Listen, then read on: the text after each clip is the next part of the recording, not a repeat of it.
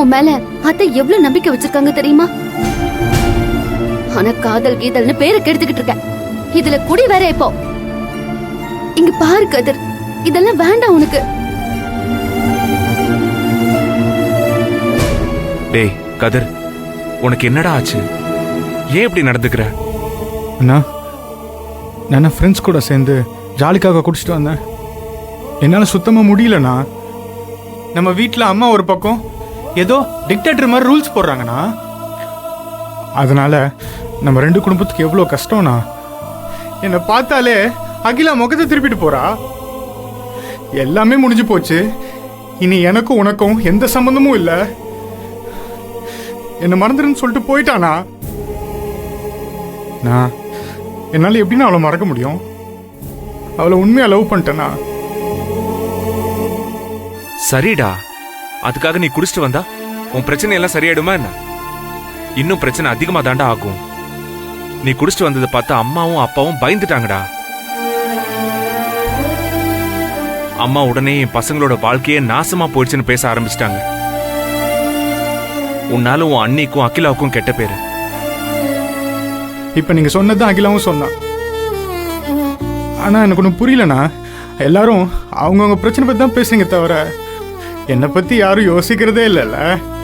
டேய், ஏய், உன்னை பத்தி நாங்க யோசிக்கிறதுக்கு என்ன இருக்கு? நீ தான் உன்னை பத்தி யோசிக்கணும். இன்னும் நீ யூஜியே முடிக்கல. இதுக்கப்புறம் நீ ஹையர் ஸ்டடிஸ் போகணும், இல்லனா வேலைக்காவது போகணும்ல. இது உன் வாழ்க்கையில அடுத்த கட்டத்துக்கு போக வேண்டிய காலம். அதை விட்டுட்டு காதல் கிதல்னு சுத்தினா இதுக்கெல்லாம் என்ன அர்த்தம்? உனக்கு சொன்ன மாதிரிதான் அகிலாவுக்கும் படிக்க வேண்டிய கமிட்மெண்ட் இருக்கு. இந்த காதலால அவளும் டிஸ்டர்ப் ஆகி அவ படிப்பும் டிஸ்டர்ப் ஆயிடுச்சு. இப்போ நீ பண்ற காரியத்தால நம்ம ரெண்டு பேர் குடும்பத்தையும் அகிலாவையும் ஏன் உன்னையே நீ கஷ்டப்படுத்திட்டு இருக்க கதிர். நீங்க சொல்றதுல எனக்கு புரியுது அண்ணி. ஆனா எனக்கு என்ன பண்ணணும்னு தெரியல. இங்க பாரு,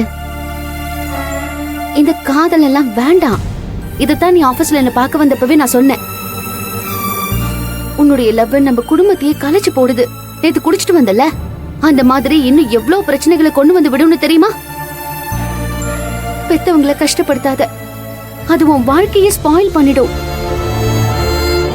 இந்த வயசுல இதெல்லாம் தேவையில்லடா. எல்லாத்தையும் மறந்துரு. என்னன்னா அவ்வளவு ஈஸியா சொல்லிட்டீங்க? என்னால அகிலா மறக்க முடியாது.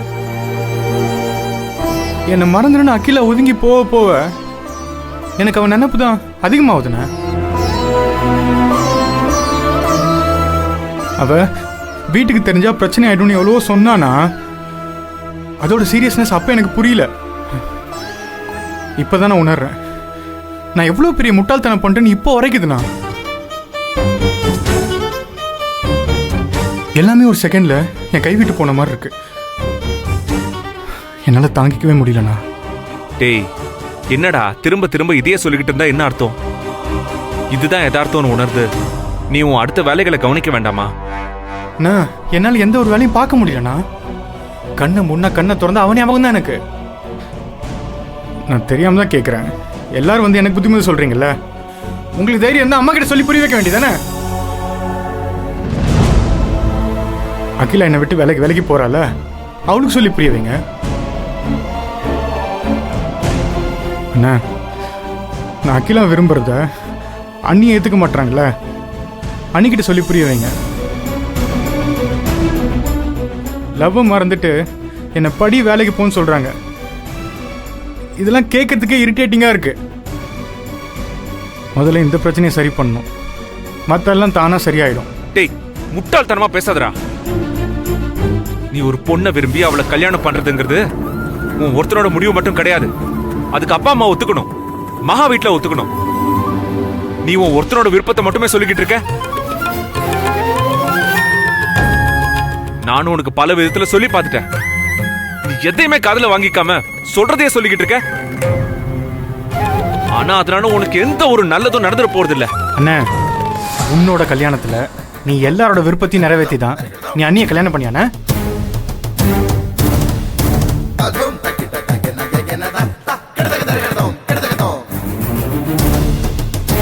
எத்தனை பொய் சொன்ன, எவ்வளோ ஃப்ராடு வேலைலாம் பண்ண. எதுக்காகண்ணே? அண்ணியை கல்யாணம் பண்ணிக்கணும் தானே?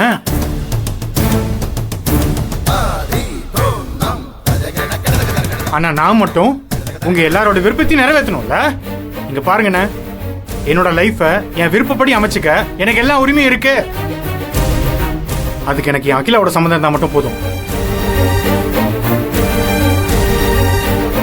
நான் பெரியவங்களை மதிக்கிறேன்னா எல்லாமே உங்க சம்மதத்தோட நடக்கணும் தான் ஆசைப்படுறேன். என்ன உங்க முடிவுக்கு இழுக்காம என் விருப்பத்துக்கு நீங்க வாங்க. அதை விட்டுட்டு அகிலாவை மறந்துருன்னு சொல்றீங்க. அதுக்கு பதிலா என்ன செத்துருன்னு சொல்லுங்க. அது எனக்கு ரொம்ப ஈஸியா இருக்கும்ண்ணா. நான் அகிலாவையும் சேர்த்து தான் சொல்றேன்.